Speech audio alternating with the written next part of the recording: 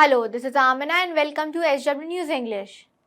The Supreme Court has struck down the electoral bond scheme and has termed it as unconstitutional.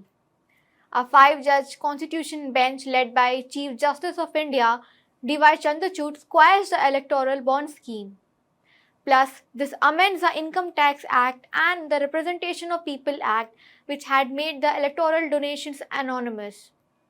The apex court held that electoral bonds, due to its anonymous nature, violates the right to information. The apex court has issued following directions in the electoral bonds case. It has ordered the issuing bank, that is SBI, to stop the issuance of the electoral bonds. The court has ordered the State Bank of India to issue details of the electoral bonds received by the political parties and submit them to the Election Commission of India by March 6th. Then, the Election Commission has to publish that detail on its official website by March 13.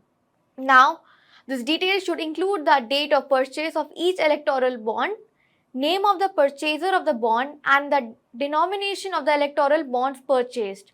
Then, the political parties will have to refund the electoral bonds which are within the validity period of 15 days, but which have not been encashed by the party. It shall be returned by the political party to the purchaser's account. Now, these were the directions of the Supreme Court to SBI, Election Commission of India and the political parties. Let's now check what all statements are made by the court in the case. The court held that the scheme will help parties in power to gain advantage. It also said that the electoral bond scheme cannot be justified by saying that it would curb black money in politics. Whether the infringement of the right to information of the voter is justified for the purpose of curbing black money in the electoral process. The right to information under Article 19(1)(a) can only be restricted based on the grounds stipulated in Article 19(2). The purpose of curbing black money is not traceable to any of the grounds in Article 19(2).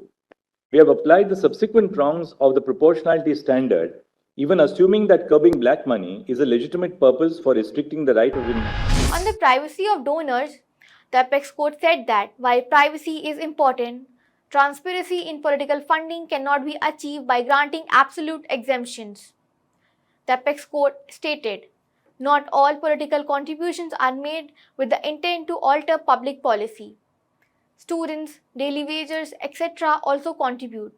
To not grant umbrella of privacy to political contribution only because some contributions are made for other purposes is not impermissible. The Supreme Court has further observed that a company has more graver influence on the political process than any individual who made a contribution. This means that a company that makes any electoral donation to a political party has greater influence on the overall process of that party's work.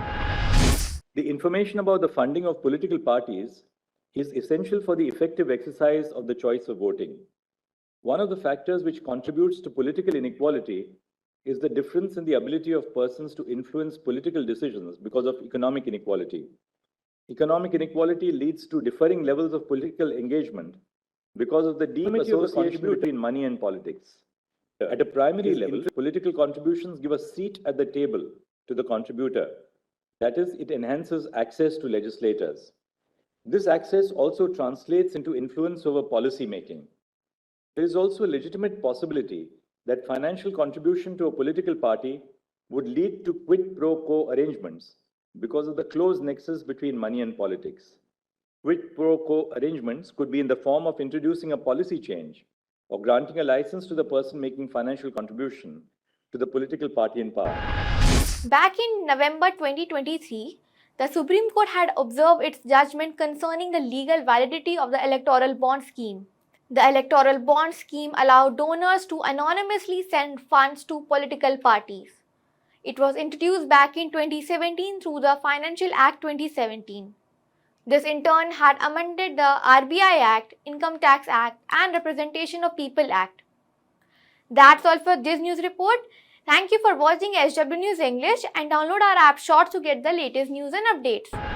Roti Bank Foundation has served over 1.5 crore meals to needy kids. Feed a child with just ₹40. Please donate generously. Visit rotibankfoundation.org. Join hands to build a healthy India.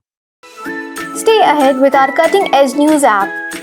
Instantly access the latest shorts in just 1 minute and breaking news in just 50 words. Download now for a smarter, faster news experience.